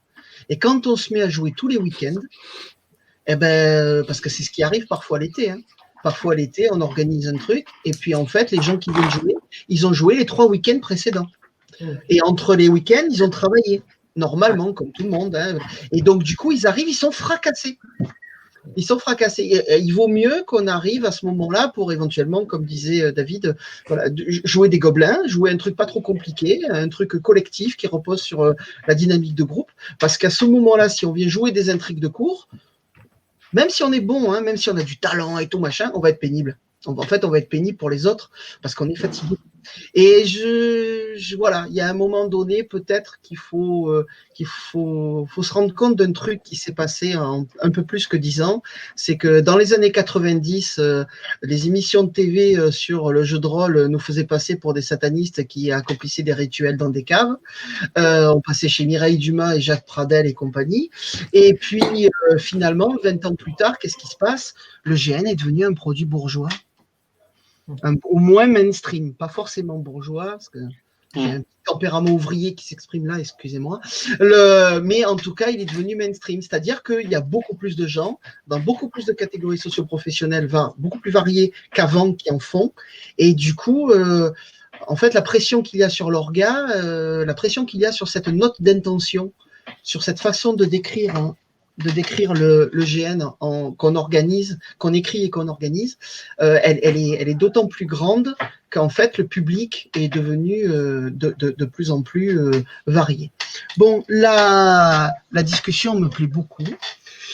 On va revenir un peu plus resserré sur l'activité éditoriale de Raphaël. Donc, écoute, on est en train de parler d'univers, de GN qu'on donne à écrire ou qu'on écrit soi-même pour le donner à jouer.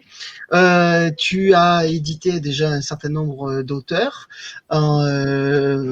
Je vais te faire un quiz, on va voir ce que les autres en pensent au fur et à mesure, mais on va surtout là maintenant s'intéresser à eh bien, qu'est-ce qu'on peut trouver chez Ogmios comme inspiration pour quel jeu d'après toi? Alors attends, je me lance. On va commencer avec ça par exemple. Tac. Si l'ordinateur accepte de travailler. S'il veut bien, oui, non, oui. Oui, merci.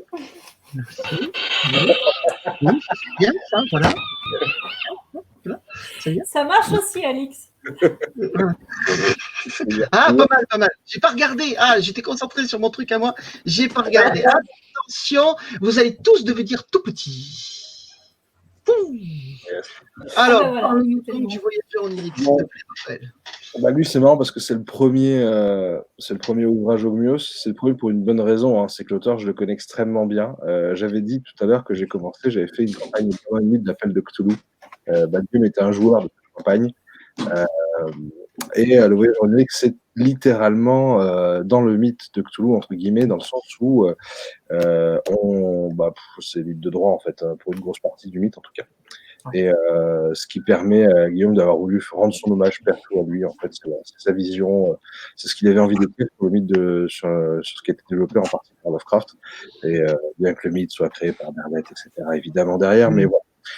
C'est cette volonté-là, et donc du coup on va suivre les aventures d'un étudiant, et la première phrase, franchement, l'incipit du livre, comme on dit, c'est « Parle-moi des grands anciens ». Voilà, je pense que c'est posé dans le fond, en fait, on sait où on est quand on est fan, on connaît direct.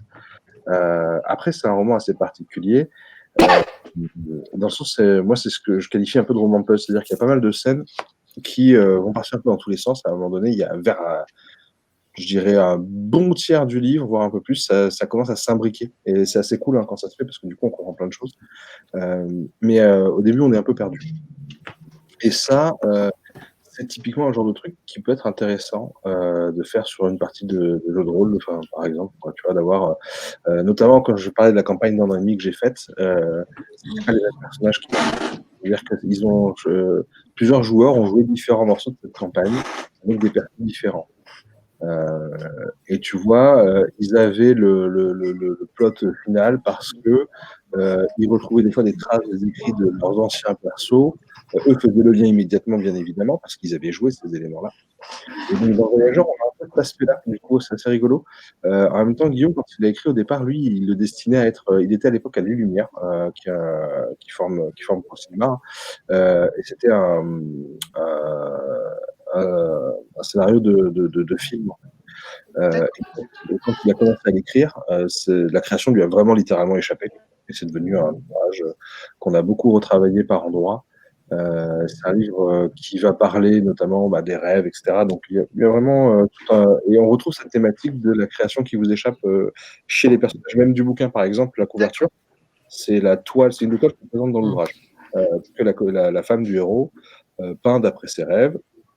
Et du coup, cette toile, en fait, elle commence, elle est très joyeuse, etc. Et tu peux voir le résultat.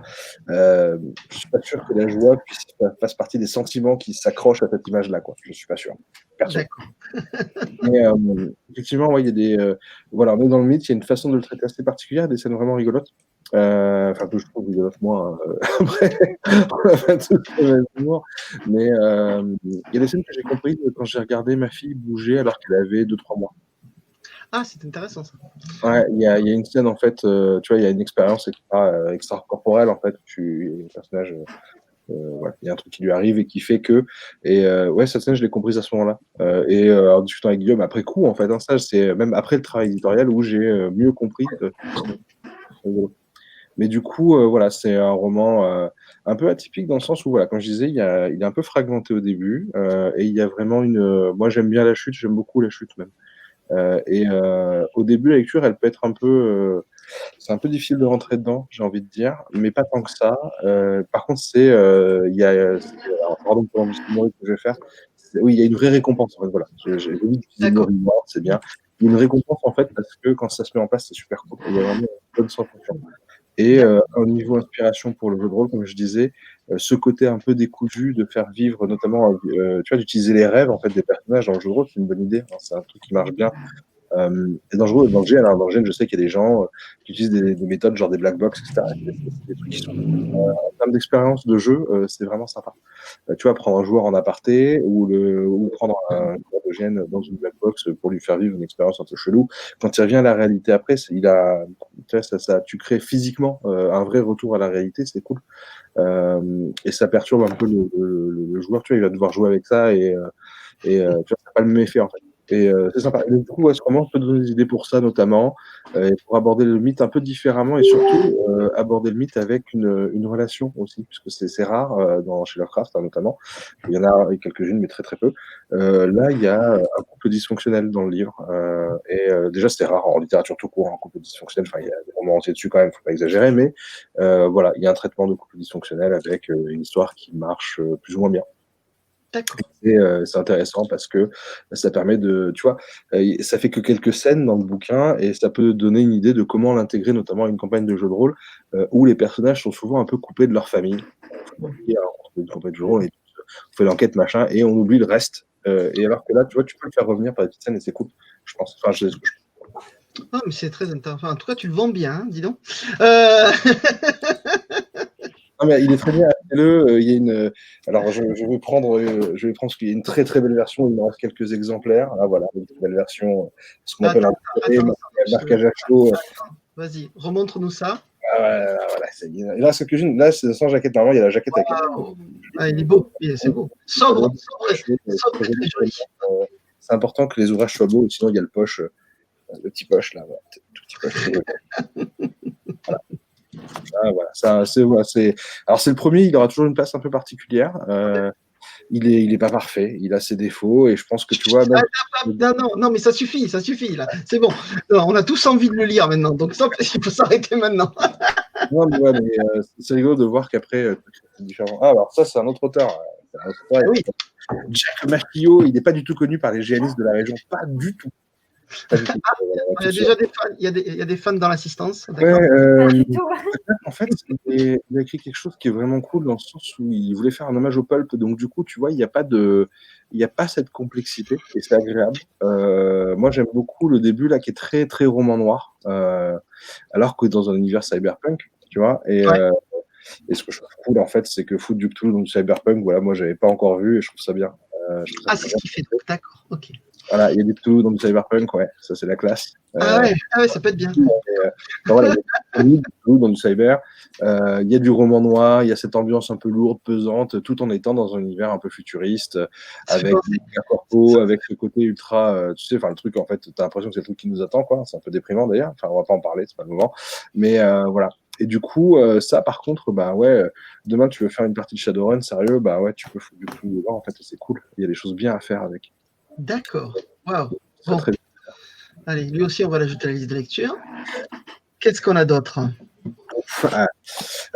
Donc ouais, je disais, donc Jack il était auteur de, Jack il est rôliste, géaniste, tout ça. Romain Dussier, il a travaillé sur Chin, sur la Brigade Chimérique, tu vois, c'est un auteur de jeu de rôle aussi. En plus d'être auteur de romans, son champ de spécialisation habituel, c'est plutôt la Chine. Et il s'est un peu aventuré sur du Japon. Et il fait ça très bien, en fait. Moi, j'appelle ça un conte de fureur, en fait. Tu vois, c'est une histoire, c'est un conte de vengeance et de fureur, quoi. L'histoire est super simple. Tu as un personnage qui part en manœuvre avec d'autres samouraïs, quoi. Ils se font laminer la face par 5 Oni, en fait. Tu vois, c'est pas son axe, c'est des Oni, mais c'est 5 Oni. Et lui survit vaguement et on lui propose en fait soit le tendre et doux oubli de la mort, soit la vengeance. Donc, forcément, il choisit la vengeance, donc t'as pas d'histoire, c'est pas intéressant. Et du coup, voilà, il va se venger. C'est très simple. Hein. Il va se venger. Il va comprendre ce que faisait faire, pourquoi ces Oni, pourquoi ils les ont attaqués eux déjà, parce qu'en fait, c'est pas sans raison, c'est pas gratuit. Donc il y a quand même une vraie trame scénaristique. Et c'est de la fureur à l'état brut, quoi. Tu vois, enfin, c'est comme tu prends, tu vois, tu regardes Ninja Scroll. Tu lis Ninja Scroll en plus vif encore, quoi. Et c'est ouf parce que Romain, il a écrit, je pense qu'en fait, ces scènes de combat, ouais, c'est la partie les plus fluides que j'ai lues de ma vie, quoi. Elles sont folles, elles sont totalement folles. À moi, franchement, le bouquin, je l'ai pas lâché, hein, je l'ai pris. Enfin, le bouquin m'a pris, il m'a défoncé la tronche, et puis voilà, quoi. Et après, j'ai fait. Je connais des auteurs qui aimeraient bien que leur éditeur parle de leur roman de cette façon-là. Tu sais. Non, franchement, moi j'ai kiffé. Alors après, attention, il faut quand même prévenir un peu. C'est pas pour les âmes sensibles. Et vraiment, tu vois, moi je me refuserais de le vendre. Parce que j'ai refusé de le vendre déjà des jeunes ados de 14-15 ans. D'accord, c'est trop tôt. Okay. C'est trop tôt. Vous n'allez pas l'apprécier, c'est dommage, quoi. C'est dommage. Après, je préfère les avertir très fort en disant, bah voilà, après, chacun a sa maturité. Oui. Et effectivement, ouais, c'est beaucoup.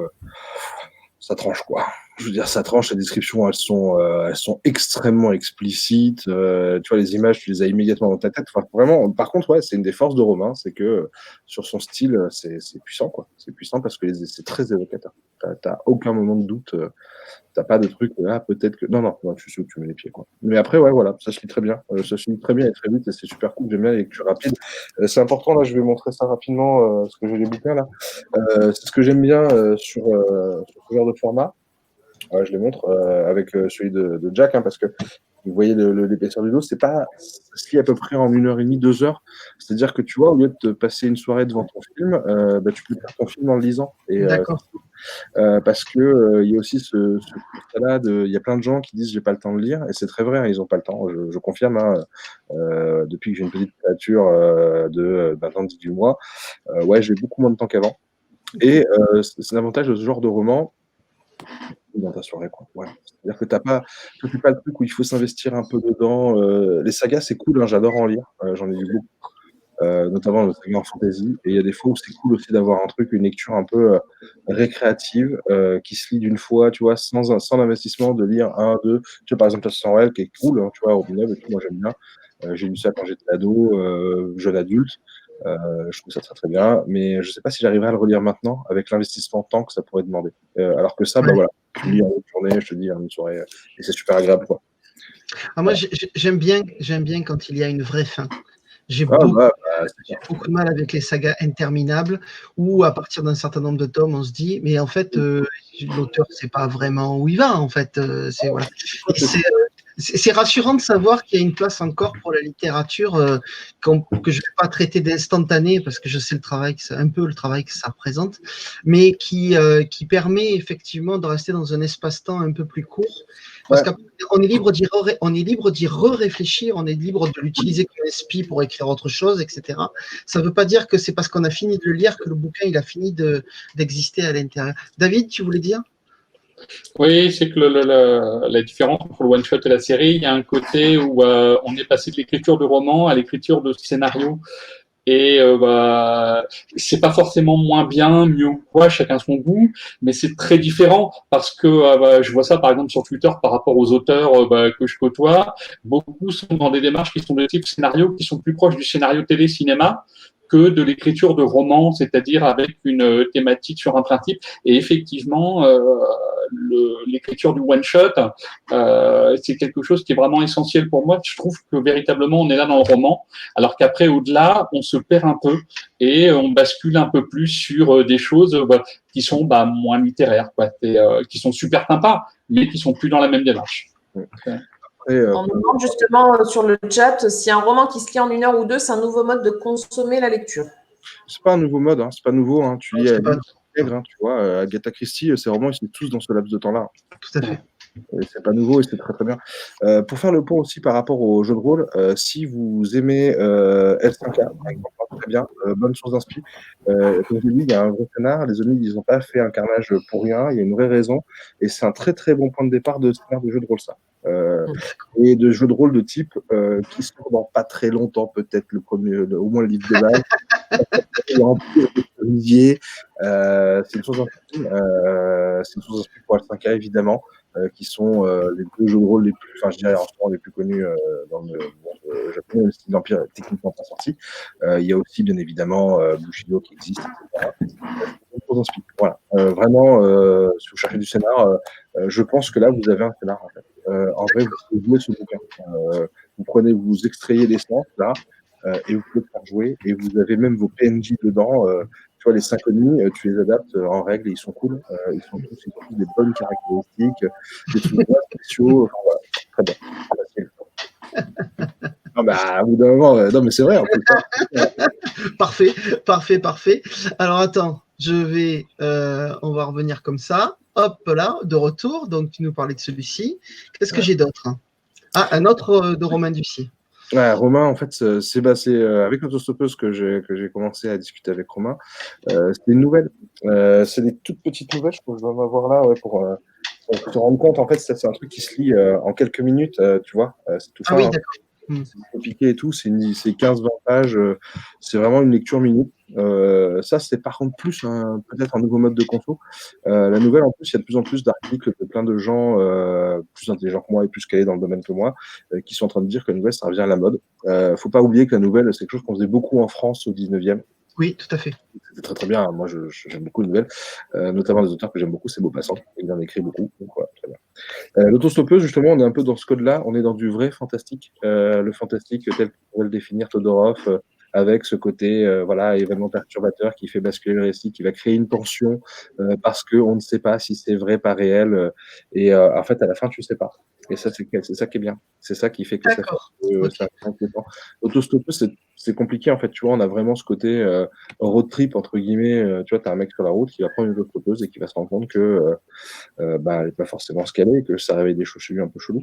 Après, l'histoire elle est rugueuse, mais la chute est terrible. La chute est vraiment bien, quoi. Voilà, c'est bien fait. C'est bien exécuté, c'est agréable, c'est dérangeant. Voilà. D'accord. Je Ok. préfère, Bon. là, globalement, au mieux, je publie des choses plutôt matures. Hein. Voilà. C'est quelque chose que j'aime bien faire, plutôt mature et sombre. Je correspond parfaitement à ça. Et là, vraiment, alors, bon, j'essaie toujours de soigner des détails des couvertures et même sur des nouvelles. Là, un grand merci à Raja Soparamanian qui m'a fait la couverture de l'autostoppeuse. En plus, j'aime bien parce que ça fait un chouïa de ce qu'il fait d'habitude. Raja, il a un super style. Il a un super style qui est souvent un peu kawaii et très, très classe. Et là, voilà, pour moi, il est allé un petit peu chercher autre chose et c'était cool. Voilà, j'ai vraiment kiffé cette couverture-là. Et je la trouve très bien. L'épave, il y a 2 versions de l'épave du coup sur la couverture. Celle-là, c'est une couverture de Kylian Gillard, qui était pour la version numérique, pour une version anthologie, et il y a une version solo qui est sortie avec une couverture. C'est Guillaume qui a dessiné lui-même sa couve. Donc voilà, l'épave, c'est pareil, hein, c'est ce petit format nouvelle là qui se lit en une dizaine de minutes. Alors bon voilà, il y a plein de moments dans la vie, on a 10 minutes, tu vois, en attendant un rendez-vous, dans un transport en commun, aux toilettes. Il y a plein de gens qui font ça, donc voilà. Mais c'est vrai que c'est le moment où tu dis 10 minutes, il y en a plein, en fait, il y en a vraiment plein, et je crois en ce format-là qui est cool. L'épave, c'est là pour le coup, tu peux vraiment faire du jeu de rôle dessus. Autant l'autostoppeuse, c'est un peu compliqué. Tu peux réutiliser quelques ressorts éventuellement, tu vois, tu peux avoir une inspi sur un PNJ dans l'autostoppeuse, tu vois, ça peut te faire une petite créature inquiétante pour un jeu de rôle comme Chill, notamment, tu vois, ou Maléfice. Si tu adaptes à l'époque, à une autre époque, hein, mais ça peut avoir l'effet dessus. L'épave, pour le résumer très rapidement, c'est 2000 ans des espèces rencontrent aliens. Voilà. Tu as une IA dans un vaisseau. D'accord. Ouais, Ok. enfin, tu vois, c'est super. D'accord. Guillaume lui-même le pitch comme ça en salon, donc je reprends son pitch. Ouais, 2000 heures rencontre alien, c'est très bien, du coup, ça se lit vite. En fait, tu suis les quelques réveils de l'intelligence artificielle d'un vieux vaisseau spatial qui s'est écrasé, et du coup, tu vas vivre ce qui se passe dans cette réveil, quoi. N'en dis pas plus. Parce que là, Dieu, je pense qu'après l'émission, je vais me le procurer. Donc, Très bien, simple et efficace. donc ça, c'est l'autre couverture. Ouais, exactement. Voilà, il y a deux couvertures pour le Ça, c'est numérique. autre chose. Je crois Ouais. qu'on a fait le tour. On a fait le tour, je n'en ai plus. Exactement. On a parlé de celui-ci, je l'ai oublié. Ouais, il y a un maudit, hein. Ah oui. C'est l'un des plus gros romans news, il change un peu de format, celui-là. Et ben, ça, c'est Julien. Moi, j'aime beaucoup son travail sur les personnages. Alors voilà, dans la conception des choses, sur un récit, pas un format film, ça s'adapte. Hein. Il y a 3 piliers. Il y a le scénario, l'histoire, il y a les personnages et il y a la forme, c'est-à-dire en roman, en littérature, ça va être le style, au cinéma, ça va être la façon de cadrer, etc. En jeu de rôle, ça va être la façon, les juges que tu vas faire en parlant. Donc voilà, il y a 3 piliers et là-dessus, vraiment, Julien, il a fait très très fort sur ces persos. Ils sont super cool. C'est bien rythmé, il y a des petits flashbacks de leur enfance, etc. Ce qui fait qu'on s'accroche vachement à eux.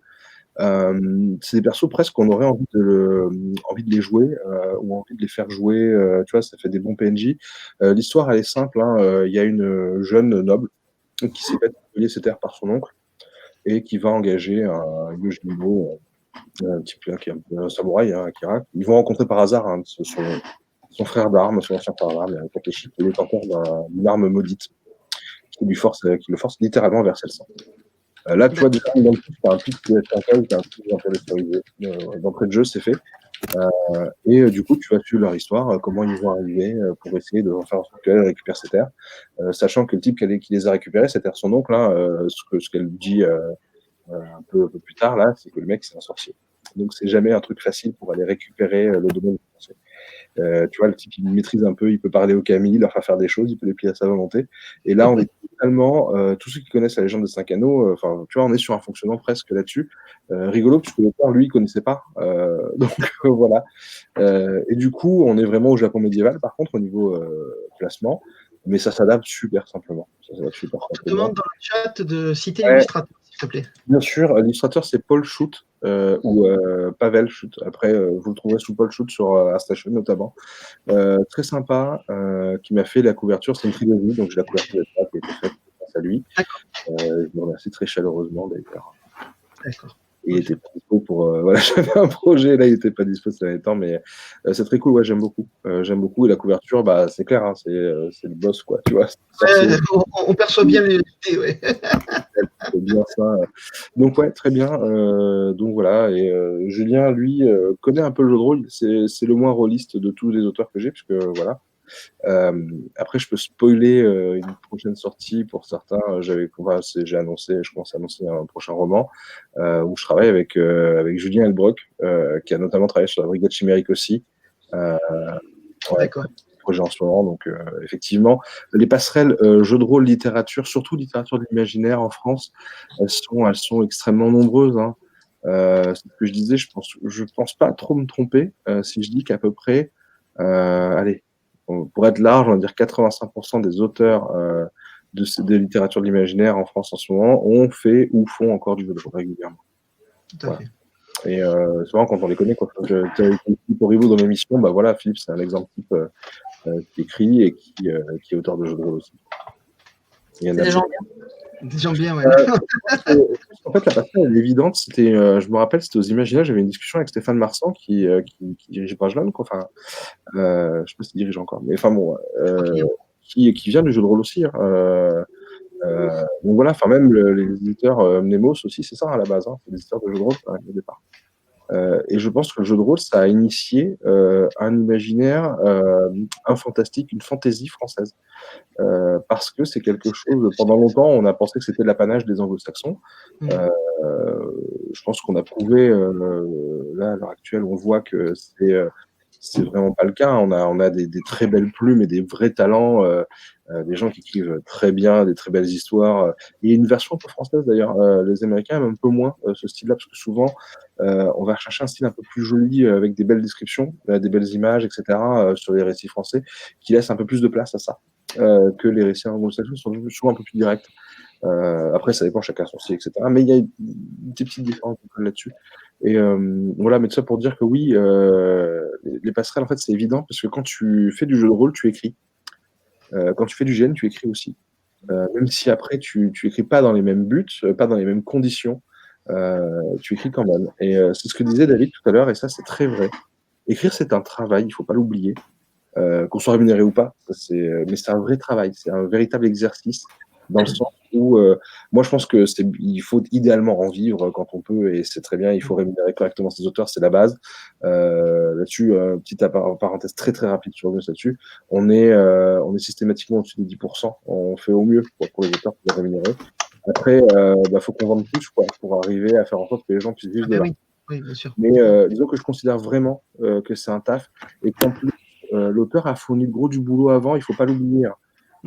Quand l'auteur vous envoie un manuscrit complet, lui, il l'a taffé pendant peut-être un an en amont. Et il aura, si on devait le rémunérer, tu vois, dans une boîte, à combien tu rémunères quelqu'un qui travaille pendant un an? Au tarif horaire, c'est impossible. Voilà. Le calcul, finalement, tout le monde peut le faire. Mais et on sait qu'on n'atteint pas ces chiffres-là, hein, c'est ce qui est très triste. Hein. Et il faut trouver des solutions pour. Voilà, moi je m'évertue à essayer d'en trouver. Pour l'instant, voilà, c'est galère. On essaie de trouver à droite à gauche des moyens pour que tout le monde y trouve son compte.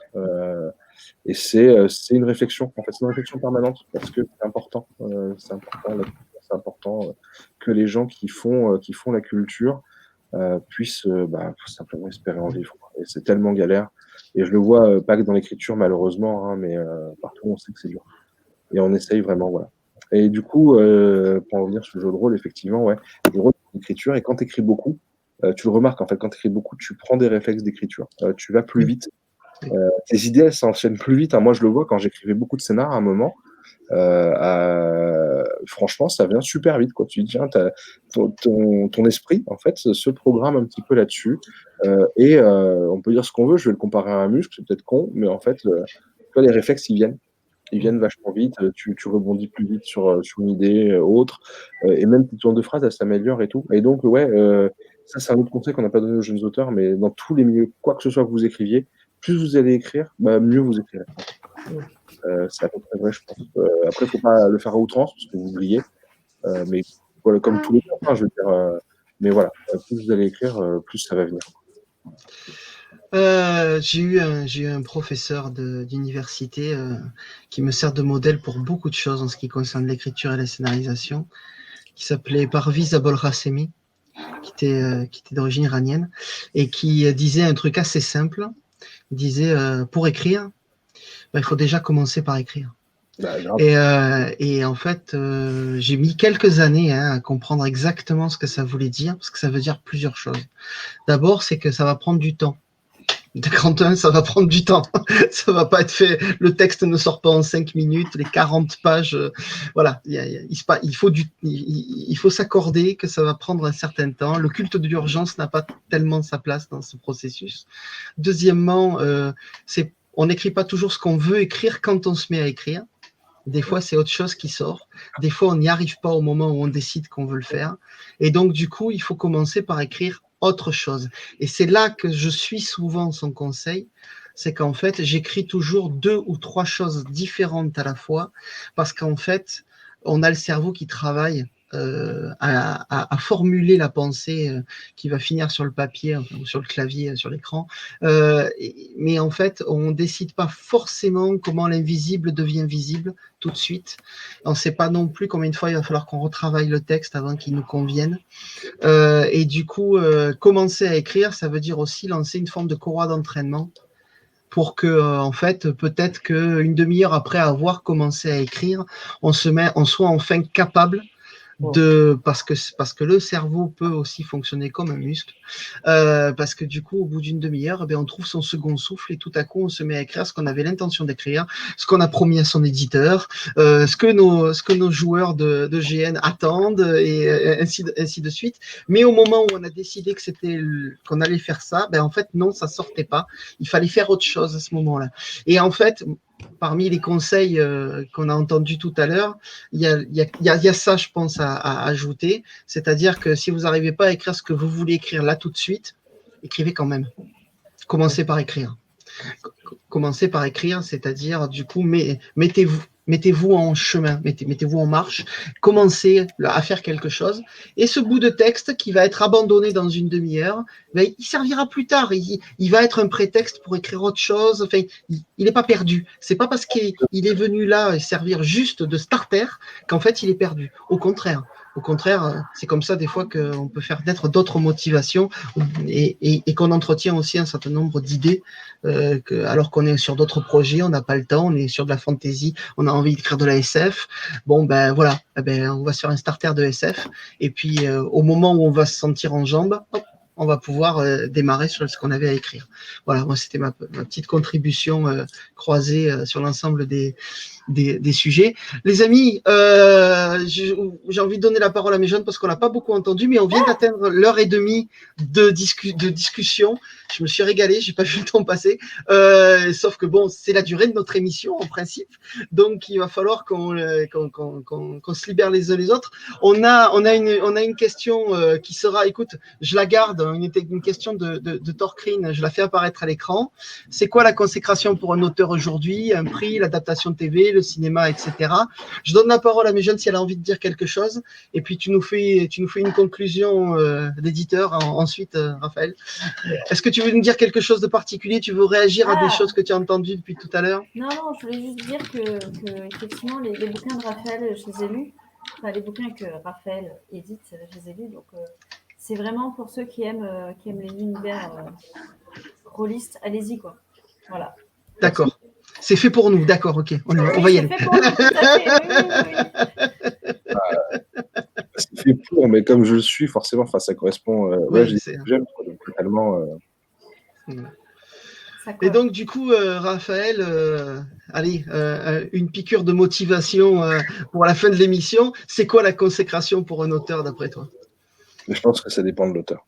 Je pense que ça dépend de ce que tu aimes et de ce que tu as envie.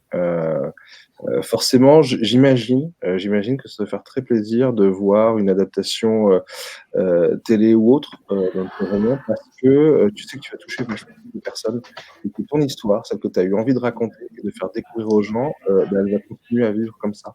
Et ça, je pense que ça a un côté peut-être plus qu'un prix. Un prix, c'est une vraie reconnaissance, j'imagine. Encore une fois, hein, c'est dans le j'imagine. Bon, je connais des auteurs qui ont des prix, hein, donc je sais, certains le disent très très bien, ils apprécient beaucoup.